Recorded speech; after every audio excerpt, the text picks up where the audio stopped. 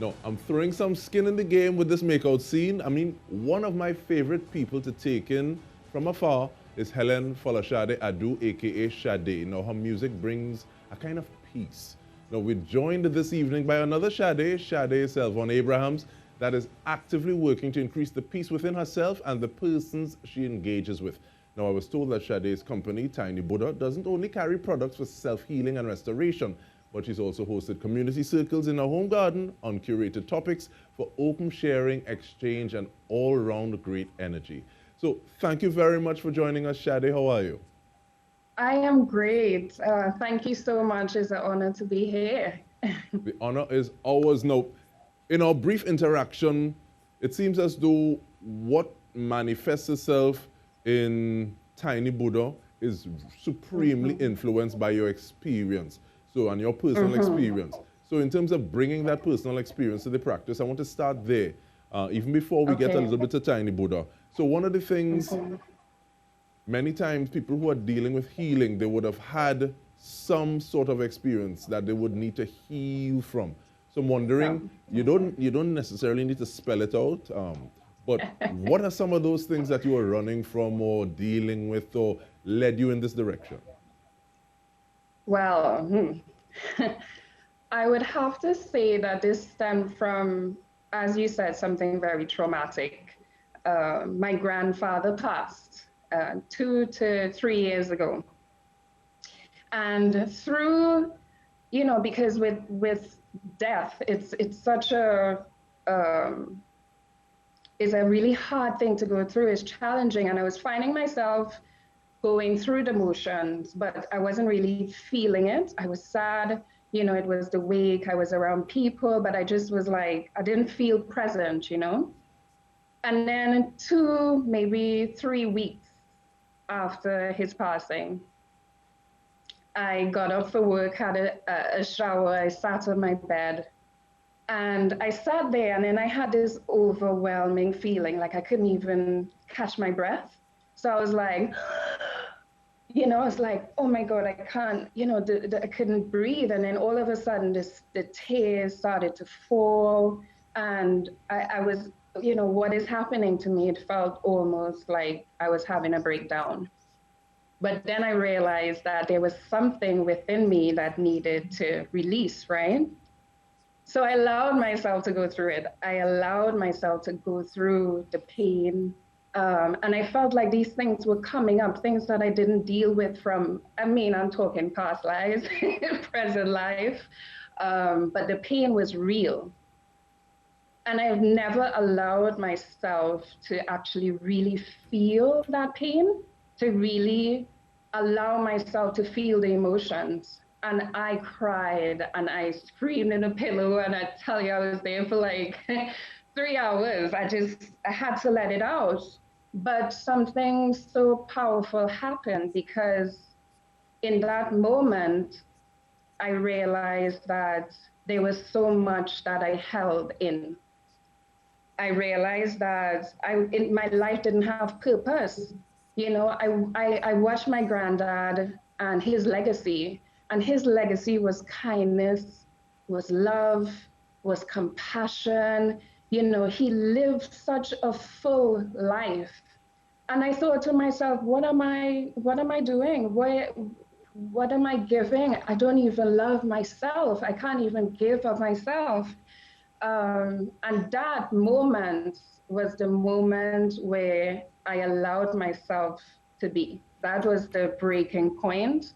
That was the moment I said, okay, there must be change. If I want to have a legacy, if I want to live a life that is meaningful, I have to change. And that is where it started. And now in terms of that start, you said a few things, well, that to me are very powerful. So like one of them would be reminding me of Marge Blackman. She has a song, Be. More than once you spoke about allowing yourself to be, allowing yourself to feel, allowing yourself to grieve, allowing yourself that space.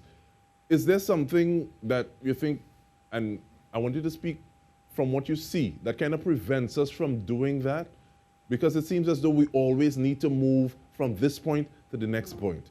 And we don't give ourselves permission or take that permission that we need to be able to do these sorts of things? What's your view on that? I think it really boils down to fear. Fear holds us back from really allowing ourselves to go within. I lived a life where I was always looking for things outside of myself. I didn't take the time to really sit with myself, watch myself in the mirror, love myself, honor myself, know my worth. It took time, but everyone's journey is different, right? But I know it was fear. That was my biggest obstacle. And there were so many things that held me back. I didn't take the time to really try to understand who I am, what made me happy. And I always had expectations from other people to bring that happiness to myself. When I started to really take the time through, different practices, meditation, yoga, Reiki healing, all these different things to allow myself to grow and evolve. And I started to look at myself and love myself. And I was like, oh my God, I have so much to offer. I have purpose here. And when we really take that time, it switches something in us. We have to create space for new energy, new things to enter our lives. So many people are busy, they rush in, they have work, they party, they drink, they have so many different things to kind of numb them or stop themselves from really looking within, because it's fear. Who am I? What am I doing? What is my purpose here? Do I treat people with kindness and love? Do I treat people the way I want to be treated? So that's what it boils down to for me. It is fear, and also, things that have been passed on, from us through our families as well. I think, I wish that someone showed me how to take the time to look after myself first. How do we take the time to look after ourselves, and then when we fill our own cups, we're able to love and to give and to honor others. So with regard to moving forward from that place of being, I guess, controlled, for lack of a better word, by fear, and moving towards that evolution, some people would have that point, that moment, those 3 hours with the pillow and the tears, and empty your cup a little bit and feel that release and just continue. But it seems as though you decided that you wanted to go further. You speak about different practices. What is that thing, that inspiration that said, okay, well, it can't just be this. It needs to be something a little more? Yes. So after I went through that breaking point, I started to research. I started to read. I found something that I wanted to experience, which is Reiki healing. Reiki is a type of energy healing through the body. So energy is real, right? If you meet someone and you feel that light and that love from them, you meet someone and you're like a little bit reserved, it's real. Energy stores within the body. And what Reiki helps to do is allow you to identify parts of yourself that needs healing, energy that needs releasing from your body, energy that restore pain from childhood to adulthood. And when I started the practice of Reiki, I also started meditation. I also started taking time every morning to have gratitude, to say my prayers, to really focus on myself and center myself before I would start the day. And it's had such a huge impact on my life. It brought so much peace. And then I thought back to my granddad, and my granddad every morning, he will get up, he will walk in the garden, and he'll stand up like this, and he'll watch the mountain for an hour. And I was standing watching, what is this man doing every day? 6 a.m., 7 a.m., just taking an hour. And now as an adult, I'm like, he was meditating. That was his own form of meditating. And that centered and grounded him for the day. So for me, it all started with Reiki. And from Reiki, it just turned into morning meditations, my yoga practice, burning incense, being able to cleanse my space. And that brought about a sense of wholeness. You know, I was able to have different reactions to challenges within the day because I was grounded and centered, you know. And we want to continue with this, and we want to continue with this conversation. When we return, we're taking a short break. We are speaking with Sade Selvon-Abrahams. When we return, we continue that conversation. Stay with us.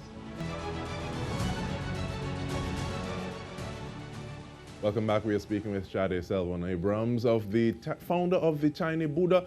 And just before we took the break, Sade, you were talking about your personal practices. Now, and I want us to get to the Tiny Buddha because you realize we haven't reached there yet, right? But the fact that you're realizing that, okay, this was your grandfather's meditation. I want to ask you what meditation is for you, because different people say different things. Some people say, okay, well, they need to chant. Some people say, I need to fold up like a pretzel. When you say meditation, how do you understand that? What's your understanding of that? For me, okay, so everything that I practice, everything that I talk about, I always say to people, there isn't no right way. You have to find your own path. And that was the teaching of Buddha, right? It's finding your path, acquiring your own knowledge to see what works for you. So for me, after reading so much and doing all these different things, I was in it. And then I realized that it was Reiki. Something that I live by is that I try to get up early every morning. So I get up, I drink my black coffee. It's just a thing. I have to drink my black coffee and I will meditate. So in meditation, I have something called an altar. The altar would have my crystals, incense, my tarot cards. And I sit with myself. Sometimes I'll play music, sometimes I won't. And I say to people, it isn't something you have to do for an hour. It's just a practice. It's a practice to show yourself love, to align and ground yourself, because grounding is so important for you to get through the day. But it also, within the meditation, you realize that, you know, God speaks to you. He helps you, he guides you through the day, you know? So that for me is my number one practice, meditation in the morning.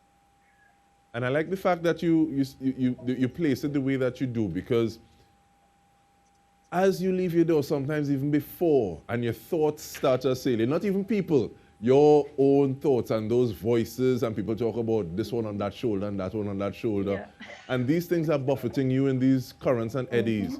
So why not take the time to deal with yourself and treat yourself the way that you should be treated, honoring yourself. So like you said, grounding yourself, so that things that try to push you this way and that, they have less of a chance, and you're able to go through the day with a little more efficiency.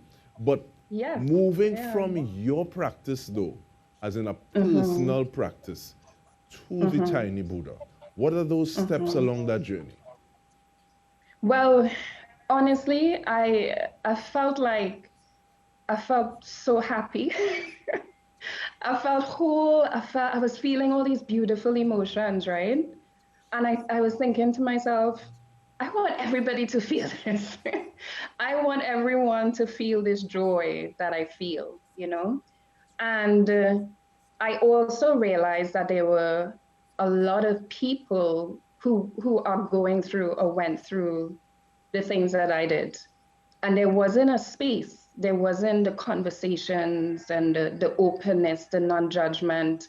I was like, what if there's a space where we could tell our stories? What if there was a space where we could pass on our knowledge, you know, a space where people could share, they could connect, they could open up, you know, I could tell them about my experiences and you know, just have somewhere that we could learn from each other. So I was sitting there like deliberating, like, how do I do this? Where do I even begin? And that's when my mom, you know, she always said to me, with every venture that I took, she's like, always start with what you have. Always start with what you have. Never wait, because you'll be waiting and waiting for all the right things to be in place, but start with what you have. And I thought to myself, I have this beautiful garden. I have amazing friends, people who are on amazing spiritual journeys, who are open and willing to share. And so I said, okay, I'm going to create this space. And that is how Tiny Buddha came along. So once a month, I said, you know what, I'm going to do this. And I said I would, reach out to my friends and my network of people to start that movement going. And literally, it just evolved into something so beautiful. And was one of the things that I appreciate is, if this was an academic paper, people would be talking about keywords. But one of the keywords that I hear popping up from you all the time is space. So space within yourself, physical space, having a space of emotion and energy where people can share, connect, be inspired. With regard to the Tiny Buddha, though, what form does that take right about now? Because yes, you're talking about connecting, sharing. I hear talk about the garden. But if someone were to say, what is Tiny Buddha or the Tiny Buddha shop, what is that? Okay, so it started as the Tiny Buddha Garden series. So it's events. So through those events, people would say, oh, where did you get that crystal? Or where did you get that incense? Or how do I meditate? Or what are the tools I need to do, certain practices? And I was like always guiding them, wherever I could. And then I realized to myself, I make candles, I make dream catchers, I have the ability to provide, these instruments, these tools. So I started to, make candles and would have it there for people if they wanted it. And it just evolved into an actual physical space where you're able to get all those items. And I just want to also say that everything I make with intention, because candles carry light, dream catchers do their work, sage clear energy, clear space within, the energy around your body, your homes. Everything that I have is everything that I provide is something to assist with healing. And that's how the actual space evolved into the Tiny Buddha store. But there's so many different fractions of it, because now we have, retreats that we're going to start doing. We have the store and we have the events. Retreats, because we have just over 1 minute more, Sade, and the work you're doing can't be encapsulated in the confines of this conversation. But I'd like to ask for contact information for people who want to know more, as well as your thoughts on the significance of bringing your experiences and the circle of your friends into a time like this where there's so much fear, uncertainty, negative energy during this pandemic. Right. So collectively, I feel like there's so much work for us to do, especially as a nation and with everything that is happening right now.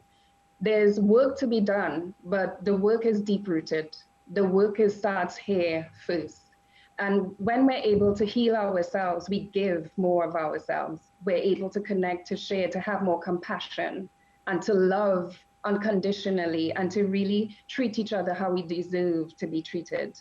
So it's not just about me healing. There's something collectively that is moving forward now. And we have to be brave.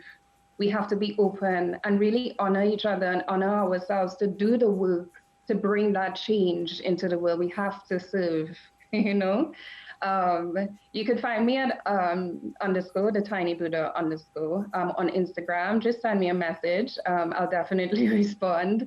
I'm also at the Junk Collage. It's located in the Oval. You could find all the products there, but you could also get the stuff online as well. So I'm open, and I can't wait to hear from everyone. And we want to say namaskar for the work that you are doing. And on behalf of the entire news team, I'm DK Roster. Thank you for joining us. Have a good night.